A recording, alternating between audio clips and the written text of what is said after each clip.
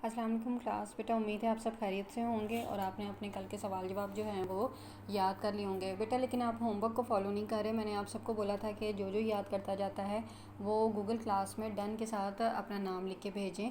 तो आप में से कुछ बच्चे ऐसे हैं जो मेरी इंस्ट्रक्शंस को फॉलो कर रहे हैं और उन्होंने भेजा भी है, उनके लिए बहुत ज़्यादा शाबाश।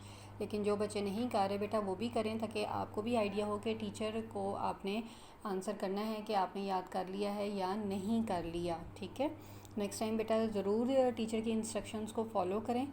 अच्छा, अब आते हैं हम अपने आज के काम की तरफ। आप सब अपनी किताबें निकालें, सफ़ा नंबर 31। आज हम करेंगे सफ़ा नंबर 31 पे काम। ज़ख़ीरा अल्फाज की मदद से खाली जगह पुर करें। वज़ू में डैश मरतबा कुल्ली की जाती है 3 मरतबा। वज़ू में डैश समेत 3 मरतबा दोनों बाजू धोए जाते हैं कोहनियों समेत। तीसरा है वज़ू में बाएं हाथ की डैश उंगली से नाक साफ़ की जाती है छोटी। चौथा है वज़ू में पूरे सर का डैश किया जाता है मसा।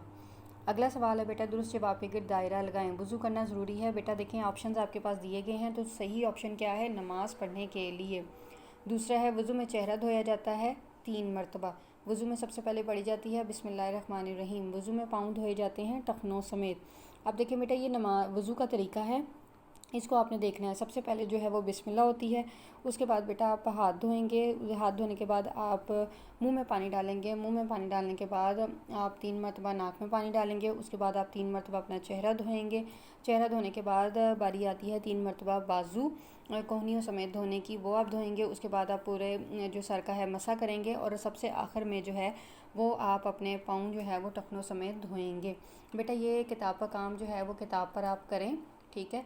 और करने के बाद जो है जब आप किताब पे ये काम कर लेते हैं तो मुझे आप गूगल क्लास में डन विद योर नेम जो है वो राइट करके मुझे सेंड करें। अपना ख्याल रखें। अल्लाह हाफ़िज़।